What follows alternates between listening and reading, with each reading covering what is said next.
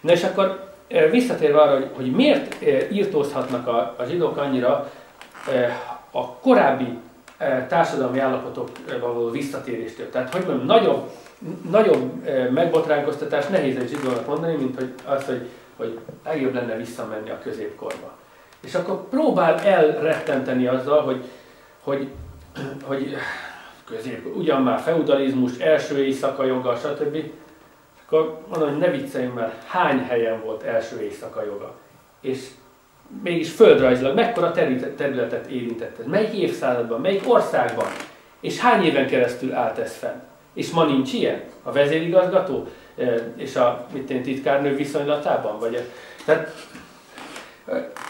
Tehát megszűnt ez a jelenség?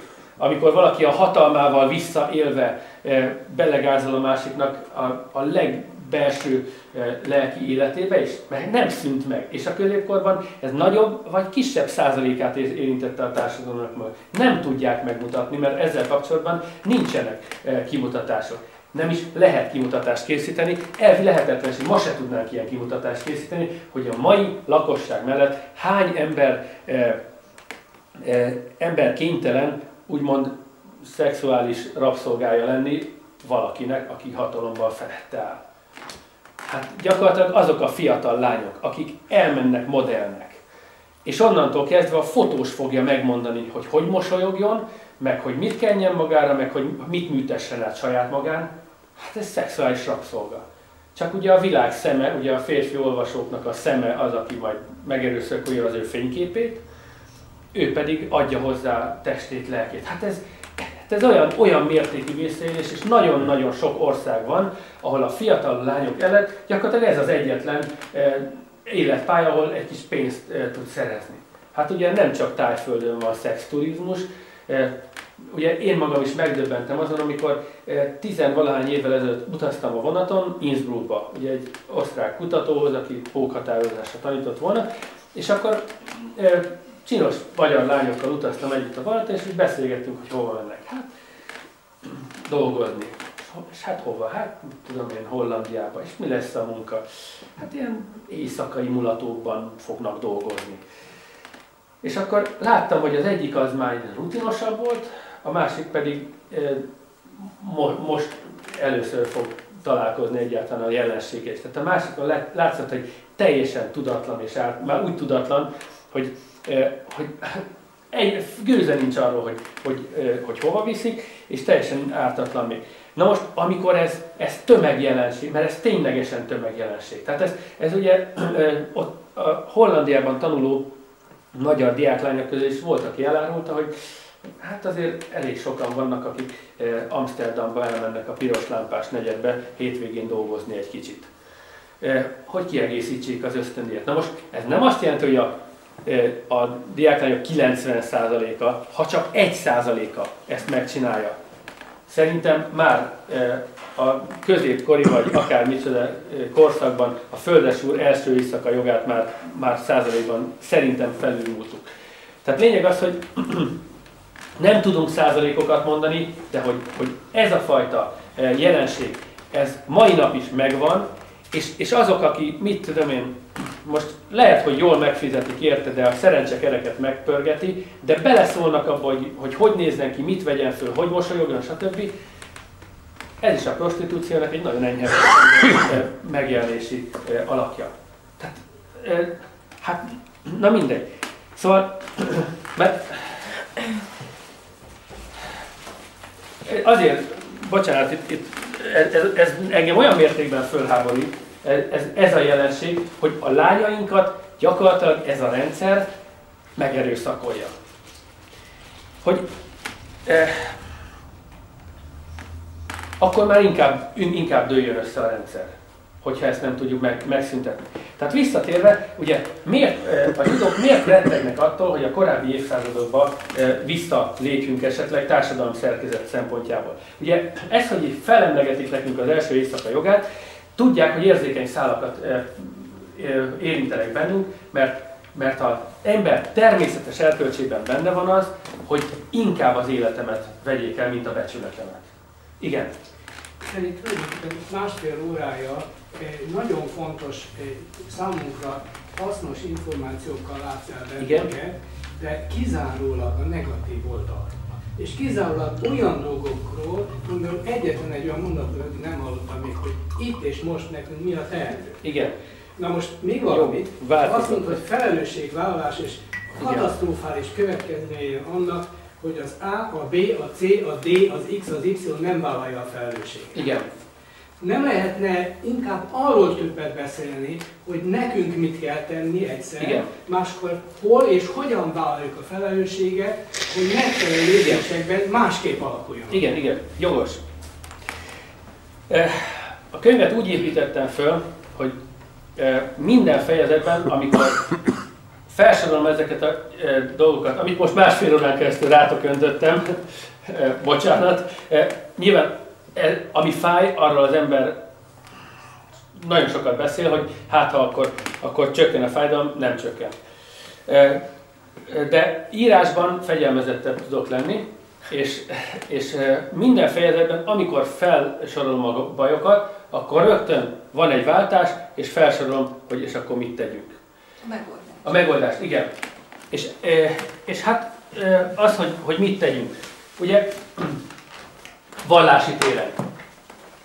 Az Istent ne a templomban, ne a Bibliában, ne a hittanórán keressük, hanem keressük a szívünk szerint. A templomban kereshetjük a társaságot, mert alapvetően jó társaság van ott. Tehát én nem azt mondom, hogy ne járjon senki templomba. Ha jó a társaság, járjunk templomba, adjuk meg a templomnak és a társaságnak azt a tiszteletet, amit megérdemel. De az Istent ne ott keresünk, hanem mindenhol. Az életünkben, a mindennapjainkban. Akkor, mivel a zsidó gondolatnak a lényege, ahogy a zsidó 10 parancsolatban benne van a minden iránti tiszteletnek a tilalma, tehát ott ugye megtiltja, hogy más isteneket tiszteljünk, hogy a napot, a holdat, stb. Ezeket tiszteljünk, sőt később le is írja, hogy halálbüntetés terhe mellett. Tehát mivel a zsidó gondolatnak, az ószövetségi mintájú zsidó gondolatnak központi lényege az, hogy nem adja meg a tiszteletet szinte semminek, csak egy elvont Istennek adja meg a tiszteletet. Egy elvont, kiszámíthatatlan, igazságtalan Istennek adja meg a tiszteletet, semmi másnak nem ad a tiszteletet, és tilos tisztelni, ugye le is írja, hogy ne tiszteld azokat, ugye szó szerint leírja, hogy amit más népek tisztelnek, te ne tiszteld azokat. Mit tudunk csinálni? Kezdjünk el mindent tisztelni. Még őket is. Még az ő szerintem beteg világnézetüket is, mert hogyha a Jóisten megtűri azt, hogy létezzen ez a zsidó gondolat, hogy megtűri, hogy ennyi példányszámban ki is nyomtassák a Bibliát, hogy megtűri, hogy vallásipar működjön, akkor nyilván a Jóistennek is van valamiféle terve ezzel kapcsolatban. Én a Jóistennek a tervét nem fogom felülbírálni, se támogatni, se ellenezni, mert hogy jövök én ahhoz. De én azt meg tudom mondani, hogy az általános tiszteletlenséggel szembe helyezzük az általános tiszteletadást. Még őket is tisztelni fogjuk. És akkor visszatérünk vele az indiános könyvekhez, ahol még az ellenségnek is megadták a tiszteletet. Ez nem azt jelenti, hogy ne harcoltak volna vele, tehát egész más az, hogy megadom a tiszteletet, mint az, hogy a nyaktiló alá hajtom a fejem. Tehát nem hajtom a fejem oda, de a tiszteletet megadom. És a tisztelet az nem hajbókolás, nem csúszásmászás, hanem a tisztelet az, hogy elismerem, hogy ami létezik, annak van létjogosultsága. Máskülönben nem létezne. Más kérdés, hogy az nem az én utam, és nem az én gyermekeim útja. Tehát én nem fogom hagyni, hogy a gyermekeim, ha tehetem, amilyen mértékben tehetem, meg fogom akadályozni, hogy a gyerekeim ezt a általam zsidónak nevezett világnézetet sajátítsák el, vagy ezzel túlságosan mélyen átitatódjanak, hanem helyette igyekszem nekik az általános tiszteletnek a mintáját adni, amennyire tudom. Hát nyilván én sem tudom ezt teljesen, hiszen én is ebben a közegben nevelkedtem. Én is rengeteg sok rossz mintát láttam, rengeteg sok rossz minta belém épült, és ezt rengeteg sok rossz mintát, mint ahogy rá is világítottál, azt, hogy másfél órán keresztül nyomni a rosszat, ez egy rossz minta. De megvan a létjogosultsága, tehát még a saját hibámnak is megadom a tiszteletet. az nem azt jelenti, hogy akkor jövő alkalommal is elkövethetem. Tehát lényeg az, hogy az általános tiszteletlenséggel szemben az általános tiszteletet kell helyezni. Aztán ez a függőségi rendszer, amit kiépítettek, hogy lélektanilag is, pénzügyileg is, anyagilag is, mindenhogy függünk felelősséghárító személytelen rendszerektől. Ugye a zsidó gondolatnak a lényege, hogy mindent személytelenít. Ez is benne van az Ószövetségben. Tehát ezeket nem én találom ki, ezeket szó szerint az Ószövetségből olvastam ki, és a jelenkorban megerősítését látom, hogy amit az Ószövetségben leírtak, az a mostani liberálisnak nevezett, ilyen teljesen szétzüllött világban pontosan ugyanúgy megvan. Tehát ugye az Ószövetségben ott ugye a személytelenítés van, személyteleníti a napot, a holdat, az állatokat, a növényeket, mindent személytelenít, csak egy elvont Isten a személyes. Meg az a kis ember, aki az elvont Isten hajbókolva és félve kell, hogy szolgálja. Na most, hogyha ők csak a két szélsőséget, ugye az elvont Istent és a parányi porszemnyi kis féreg embert személyesítik, és minden más személytelenítenek, akkor én azt mondom, hogy gyógyulásunkat szolgálja azt, hogy személyesítsünk meg mindent. Tehát innentől kezdve én bocsánatot kérek ettől a pohártól, mert a pohárnak is van lelke. Megszemélyesítem a poharat, ő épp úgy civilizációs termék, mint én, a pohár és én sorstársak vagyunk. A pohár is lesz még homok egyszer, visszaszelidül a természetbe, én is vissza fogok szelidülni a természetbe, és lehet, hogy én leszek az a szerves anyag, ami az ő homok szemeivel összekeveredik. Tehát innentől kezdve sorstársak vagyunk, és sorstársak leszünk. És mindent megszemélyesítek. És ezzel azt a fajta rontást ellensúlyozom, amit az Ószövetségben ugye tetten érhetünk.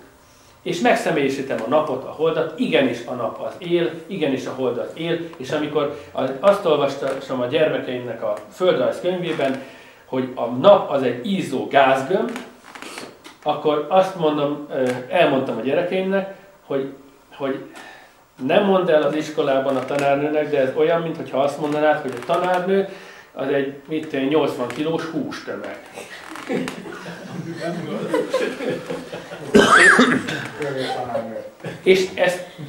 És ezt csak azért mondtam, hogy mert ezt érzi a gyerek, hogy ez mennyire tiszteletlen. Mert a tanárnő nem hústömeg, ő nem azonos a húsával, meg a csontjával, meg a személyi számával, hanem attól több, ő személyes, érző lény, akinek meg kell adni a tiszteletet. És én azt mondom, hogy a nap, akitől az életünk jobban függ, mint a tanárnőtől, hát ha a tanárnőnek is megadjuk a tiszteletet, hogy nem 80 kg húsnak tekintjük, akkor a napnak, akitől az életünk sokkal nagyobb mértékben függ, pont a napnak nem adjuk meg azt a tiszteletet, hogy élő, érző lénynek tekintjük. Tehát mondom, én ezt igyekszem a gyerekeimnek mondani, hogy minden él, a világnak minden parányi részlete él, minden parányi részlete megérdemli a tiszteletet. Aztán ez a lélektani függőségnek a felszámolása. Most innentől kezdve, most pápa vagy vallásügyi miniszter vagy ilyesmi, persze megadom neki a tiszteletet, és megadom a tiszteletet a rothadt krumpliban található légylárvának is. Más jellegű, nem kisebb vagy nagyobb tiszteletet, más jellegű tiszteletet adok a vallás és közoktatási miniszternek, mint a légylárvának, de mind a kettőnek megadom a tiszteletet. És innentől kezdve szitokszóként, hogyha én egy jellemtelen embert akarok megsérteni, akkor nem fogom rámondani, hogy tetű, hogy féreg, hogy görény, mert abban a pillanatban megsértettem a tetűt, a férget és a görényt. Ugyanis én jellemhibát, nem azt az embert akarom megsérteni, egy jellemhibát akarok ugye, tetten érni és néven nevezni, és hogyha állatokat vagy növényeket hozok szitokszóként hasonlatba, megsértettem az állatot és a növényt. Ehhez képest ugye a könyvemben rengeteg ilyen természeti párhuzam van. De amikor például a a gyilkos civilizációt, ami nagyon úgy tűnik, hogy a Földet tönkre akarja tenni, amikor a gyilkos civilizációt a fürkészdarázs lárvájához hasonlítom, a fejezet végére odaírom, hogy bocsánatot kérek a fürkészdarástól. Hogy a civilizáció, ezzel a természetgyilkos civilizációval párhuzamba állítottam. Tehát mondom, ez az általános tisztelet, de erre nem, hogy mondjam, ez ösztönösen bennem is megvan, meg valószínűleg mindannyiunkban megvan. Ahhoz, hogy én elkezdjem ezt gyakorolni, jól-rosszul elkezdjem gyakorolni, ahhoz nem azt kellett, hogy most valami teljesen idegen gondolatmenetet elsajátítsak, valami, mit tudom én, távoli földrészen élő természeti népről szóló leírás alapján. Nem kell semmiféle idegen néppel azonosulnom hozzá, csak annyit kell, hogy meg kell kérdőjeleznem annak a civilizációnak a hittételeit, amiben én belenőttem, és ami legyártott engem úgy, mint ezt a poharat. Ugye, igen. Hát ezt a gyerekek nagyon tudják, mert olyan óvodás gyerekre azok még nem láttam, ahol akár a napnak, akár egy fának lett volna arca. Igen. Szeme, szája. Sőt, van egy édes gyerekrajz, ahol a fa a gyümölcsét nyújtja a nap felé, igen, és felé mosolyog, a nap meg visszamosolyog rá. És ez a gyerek sehol nem láthatta, mert ilyet felnőtt illusztrátor nem rajzol. Igen. Tehát tulajdonképpen ez megvan, csak nem szabad hagyni, elnyomni, elölni. Igen, igazából belül, köszönöm szépen, igen, tehát az ős képek ott vannak a gyerekeimben, ott van a lelkünkben. Na most, hogy tudtam ezeket felszabadítani magamban? Hát úgy, hogy először is tehát kezdtek megdőlni azok a bebetonozatnak tudományos hittételek, amik a gondolkodásomat meghatározták. Az egyik ilyen, hogy mondjam, csodálatos ajándékot például Bálinttól kaptam, nem személyesen, bár személyessé vált később, hanem elolvastam, valahogy rátévettem a 2012 blogra, ugye Bálintnak a köznaplójára, és ott a rádiókarbon, meg egyéb ilyen rádióaktív izotópos kormeghatározásnak a kritikáját, a bírálatát írta le Bálint, és akkor így elolvastam, és egy hatalmas kő gördült le a szívemről, hogy ja, hát ez lehet, hogy nem is igaz ez a kormeghatározás, akkor nincs is baj. Mert ugye én nem tudtam magamban összeegyeztetni, hogy ugye népmesékben ott vannak a sárkányok, óriások, egyebek. És annyira élénken benne él a lelkünkben, a gondolkodásmódunkban ez az egész, hogy lehetetlen, hogy ugye iskolában megtanultuk, hogy 65 millió éve kihaltak a dinoszauruszok, mert becsapódott valami meteorit, és nagyon pontosan a rétegvizsgálattal megállapították, meg radioaktív izotópok vizsgálatával megállapították, hogy ez ilyen régen történt. És akkor belegondoltam, 65 millió éven keresztül az emberiség megjegyezte és továbbadta ezt a dolgot. És akkor ugye elolvasom ennek a kormeghatározásnak a bírálatát, és így mintha egy ilyen átkot szedett volna le rólam ez az írás, hogy jaj, de jó, hát lehet, hogy nem is igaz ez az egész korrajz, vagy az egész kormeghatározás, ami gúzsba kötötte a gondolkodásomat. És onnantól kezdve, hát lehet, hogy ezek a sárkányok a közelmúltban tűntek el.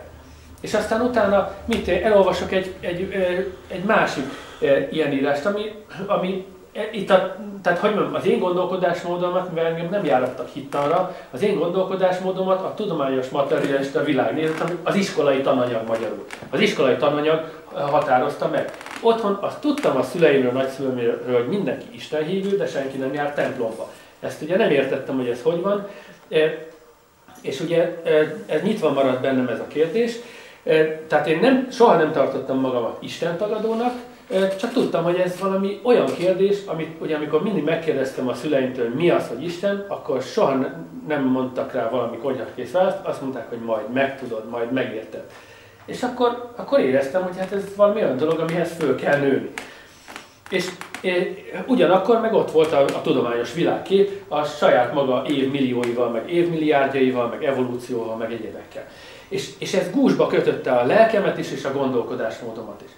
És ahogy a tudományos berkekből, ezeknek a tudományos hittételeknek a cáfolatait olvastam, tehát amikor rávilágítottak, hogy annyi gyenge pont van benne, hogy gyakorlatilag az egész épület kártyavár, és egyet kihúzott, már összedől az egész. Sorra mondom, mintha a rontást szedték volna le rólam, és onnantól kezdve már nem volt akadály annak, hogy kiszabaduljon belőlem az a természetes őskép, hogy minden él. És hogy hát ami él, hát magát az életet tisztelem, innentől kezdve ami él, azt tisztelem. Hát és innentől kezdve nem nehéz az ellenséget se tisztelni. Igen. Még egy rontást levehetek róla. Igen. Ez pedig egy analóg történet. Úgy kezdődik az egész, hogy bemegyünk és veszünk valami gyógyszert a gyógyszertárban, hogy attól fogunk meggyógyulni. És ha lapozunk egyet, akkor ugyanabban a könyvben azt olvassuk arról a gyógyszerről, amitől most mi akarunk gyógyulni, hogy beledobjuk ám a szemétbe, mert az veszélyes. Igen. És akkor közben, míg én megeszem, addig nem veszélyes hulladék, de utána már igen. Most ha véletlenül azt én nem eszem meg azt a gyógyszert, és ki akarom dobni szabad a szemétbe, hiszen még nem ettem. Nem akkor is veszélyes hulladék. Hú, hát akkor valami baj van. Igen. Vagyis tehát az a felfogásunk, hogy itt vannak a gyógyszerek, ami jó, hogy később esetleg veszélyes hulladék lesz, de most meggyógyulok tőle. Jó, egy kicsit rosszul is vagyok, te meg ez az de azért mégiscsak meggyógyulok tőle. Tehát hogy is van ez? Tehát a gyógyszer az, amitől én ugyan rosszul leszek, mindenféle bajom, ez azért előbb-utóbb majd csak meggyógyul. Na most nem ugyanígy vagyunk-e ezzel a sok rémséggel, amit elmondtunk, hogy ezt mind elmondjuk, de ha mindezt a sok rémséget meghallgatjuk, akkor egyszer csak föltámadunk, és majd jól fogunk viselkedni. Nem lehetne megfordítani, ezt bedobni mindjárt a szemétbe, vagy a veszélyes hulladékdobozba, és mindjárt arról az oldalról megközelíteni, hogy akár a népességgel és a rajzokkal, akár a mindenséges csillagosséggel, akár a kisközösségekkel, akár azzal a nagyon sok mindennel, amivel mi közvetlenül tehetünk valamit, és ennek során elejteni azt, hogy hol milyen felelősségünk lehet, hol mitől javul meg. Nem csak a külső természet, amit ne akarjunk legyőzni, hanem a belső normális természetünkre se bogyókat akarjunk adni, hanem valami saját magunk tiszteletével és a másik tiszteletével, a saját belső világunk tiszteletével. Tehát valahol az egészet a pozitív oldalról meggyőzni, és nem várni meg, míg az a sok bogyótól már nagyon rosszul vagyunk. Értem. Én úgy érzem, hogy én nem bogyókat osztok a könyvben. Nem a könyvről beszéltem. Igen, persze, világos. Meglettem én is. Bocsánat. Igen. Csak hogy azt mondanám neked, Laci, hogy én azt gondolom, hogy a Feri azt szeretné, hogyha látnánk, hogy mi ellen kellene nekünk felvértezni saját magunkat, mert hiszen ezt sokan észre se veszik. Én azt gondolom, hogy ezzel a szándékkal mondtad el. Minden, ez igaz, csak a rádióból, a televízióból, mindenhonnan ez dől, belőlünk valami más kellene, hogy áradjon egymás számára is. Igen, na most ezen is sokat gondolkodtam egyébként, hogy, mert ugye azt hallottam, hogy ha van egy jelenség, ami nem tetszik nekem, mindegy, hogy ezt a jelenséget támogatom, vagy harcolok ellene, mindenképpen erősítem. És akkor gondolkodtam azon, hogy de hát ez engem foglalkoztat, nem tudok nem foglalkozni vele. Akkor most lelkiismert fordulásom lett amiatt, és ez egy újabb rontás volt egyébként az életemben, hogy meghalva ezt az, én csak ezoterikusnak nevezem ezt az ezoterikus felfogást, ami lehet igaz, hogy akkor is erősítem, ha harcolok ellene, de ettől a tantól lelkiismert fordulásom lett, hogy mi a fenért gondolkodom, hogy gyerekkorom óta folyamatosan a zsidókról és a cigányokról, mikor az lenne a helyes ezoterikus út, hogy tudomásul se venni, hogy létezik ilyen fogalom, hanem csak élni a tisztelet teljes életemet, és stb. Na most csak az a helyzet, hogy látom azokat a embertársaimat, akinek ez sikerült. Nem adatott meg családilag, hogy ezt a két fogalmat egyáltalán hallja, vagy hallotta, de neki ez csak egy hangsor volt. És látom azt, hogy ez az a közeg, akivel sikerül nemmel szavaztatni, hogyha a Kárpát-medence újraegyesítéséről van szó. Ez az a közeg, aki erkölcsi áldását adja arra, hogy 2006. október 23-án a fegyvertelen tömeget meg lehet lövöldözni gumilövedékkel, meg ki lehet törni az ujjukat, meg ilyenek. Tehát azt látom, hogy pont azok a szép lelkek, akik nem is foglalkozunk, nincs zsidó, nincs cigány, emberek vagyunk, mindannyian Isten gyermekei, és ők azok, akik teljes közönyt, sőt nemhogy közönyt, hanem elítélően elhúzódnak azoktól a sorstársaitól, aki kiment az utcára tüntetni. És borzasztóan fel, és az, aki azt mondja, hogy újra egyesüljünk, mert nem lehet az, hogy magyar és magyar között határ van. És hogy az egyik magyarnak más a jogállása, mint a másik magyarnak. Ilyen nem lehet. És ha már én ezt kimondom, hogyha én már Kárpát-medencéről beszélek, akkor pont ezek az áldott szép lelkek, akik minden zsidózástól és cigányozástól megbotránkoznak, ezek az áldott szép lelkek azt fogják mondani, hogy ne beszéljünk erről a Trianonról, ne is szavazunk róla, jó az úgy, azok román állampolgárok, és hogyha Kolozsvárra utaznak, akkor azt mondják, hogy ők Romániába utaznak. Tehát ha valaki alszik és bamba, azt fel kell ébreszteni, de nem biztos, hogy fakalapáccsal. Vagy vaskalapáccsal. Tehát más módjai is vannak a felébresztésnek. Tehát teljesen pozitív úton is meg lehet mutatni nagyon sok mindent. Tehát nem azt mondom, hogy csukjuk be a szemünket, azt pláne nem, hogy csukjuk be a fejünket romokba. Tegyük meg, amit tőlünk telik, a saját példamutatással és a saját sugárzással, és ahol az ember szembe találkozik valamivel, ott ne menjen át a másik oldalra, és ne bújjon rá. Ezzel egyetért. De nagyon sok módja van annak, és még valami. Én a belső egészségre vonatkozó példákat mondtam.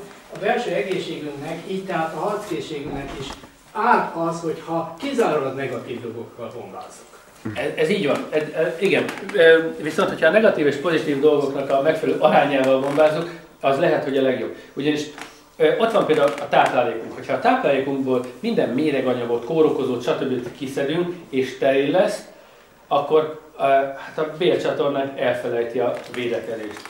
És onnantól kezdve a legegyszerűbb fertőzés elviszi az ember. Ugye volt is ilyen kísérlet egyébként, a sertéstelepen próbálkoztak azzal, hogy steril sertéstartás. Mert azt vették észre, hogy a bélhámnak sokkal jobb a táplálék felszívó képessége, hogyha malackoron óta teljesen csíramentes közegben sterilen tartják azokat, mert ugye vékonyabb bélhámon ugye sokkal nagyobb ugye a táplálék felszívódásnak a hatékonysága, aztán az, hogy mibe kerül az, mekkora ökológiai lábnyoma van annak a steril sertéstelepnek, és hogyha netán mégis beüt valami, és megdöglik az összes állat, akkor mi van? Tehát nem jött be a kísérlet, ugye beszüntették, tehát rájöttek, hogy ez óriási öngól. Na most ugyanilyen sterilitás lélektanilag is van. Tehát hogyha én irtózom az erőszaktól, irtózom a negatív gondolatoktól, illetve igyekszem ezeket teljesen eltávolítani a gondolkodásomból és a közelemből, akkor úgy járok szerintem, mint a sterilen tartott malac. De a Jóisten áldjon meg, hát a sterilitás és a természetesség, tehát ha kimész a természetbe, ott szó sincs sterilitás. Ha ott normálisan étkezel, szó nincs sterilitásban. Hogyha megnézel festményeket, olvasol irodalmat, ez az amaz, hát ha akarod, se tudod magad sterilen tartani. Igen. Csak mondjuk én nem folytában gyilkosságokat olvastatok a gyermekemmel. Én sem. Igen. Attól, szóval van valami normális középút, amelyik nem a steril, de a szélsőségesen durván racista, gyilkos, hadd ne sorolj mi minden, meg drog, meg stb. Ettől is azért tartsuk. Tehát meg lehet tartani egy olyan egészséges közeget, ahol minden hatás éri, megvan a lehetőség, hogy nyilatkozzon, a másik és a harmadik is kívülről belül. Ebben egyetértünk, igen. Igen.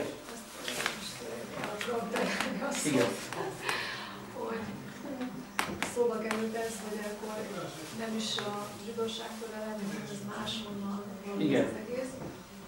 Na most igazából nem egyszerűen csak az a kérdésem, hogy akkor azt honnan, hanem hogy ez miért merül föl, és tulajdonképpen ez a gondolat, ez hol vezet, tehát igen. Mit látsz mögötte? Én azt látom, hogy itt viselkedés minták vannak. És mint ahogy természetben is van lebontó folyamat, meg van építő folyamat, és ez megint, hogy melyik a rossz, melyik a jó, az nézőpont kérdése. És ugye van egy olyan viselkedés minta, ami lebontja az életet és átalakítja valami mássá. Tehát ugye a civilizációnál, amikor, most csak azért dadogok, hogy nehogy túlságosan hosszú kitétel legyen, tehát lényeg az, hogy ez a viselkedés minta, hogy kivágom a fát, tűzifát csinálok belőle, beteszem egy gépbe, gőzt fejlesztek, az a gépet hajtok, stb. Ez egy gondolkodásmód, ez létezik, és szerintem ez létezik öröktől fogva. Csak az arányok tolódnak el. Tehát most pillanatnyilag mindent géppel csinálunk, azt is, amit nem kéne. Tehát az, hogy a kenyeret géppel szeleteljük, a habot géppel verjük, mit tudom, minden gépen keresztül beszélgetünk egymással. Tehát a gépeknek a túlburjánzását látjuk. Na most én azt mondom, hogy valószínűleg ilyen gépi világnak a túlburjánzása ilyen nagyon sokszor volt már a Föld történetében, a világ történetében, meg végtelen sokszor. Tehát itt ugyanúgy, ahogy az éjszakák és nappalok váltakozása, vagy az évszakoknak a váltakozása van, és egyébként az utolsó fejezetben ugye ezt le is írom, hogy ezzel úgymond, ha netán rontást okoztam volna a könyvvel, akkor ezt a rontást is helyre tegyem, hogy ez a civilizációs betegségnek tekintünk, ez lehet, hogy földtörténeti szempontból csak egy évszak jelenség, aminek egyszer csak vége lesz, jön a tél, és akkor újra megint indul a tündérekkel teli békeidőszak, ami a mi lelkünk számára békeidőszak, akik pedig a mostani időszakban érzik elemükben magukat, nevezzük az egyszerűség kedvéért zsidó módra gondolkodó embereknek őket. Tehát ezeknek az embereknek egy időre leáldozik a csillagok. Tehát lényeg az, hogy én azt feltételezem, hogy amikor egy ilyen civilizációs korszaknak vége van, meteorit becsapódás, mágneses pólusváltás, teljesen mindegy, hogy mi miatt, akkor ugye az emberiség nagy része az visszatér a rendes kerékvágásba,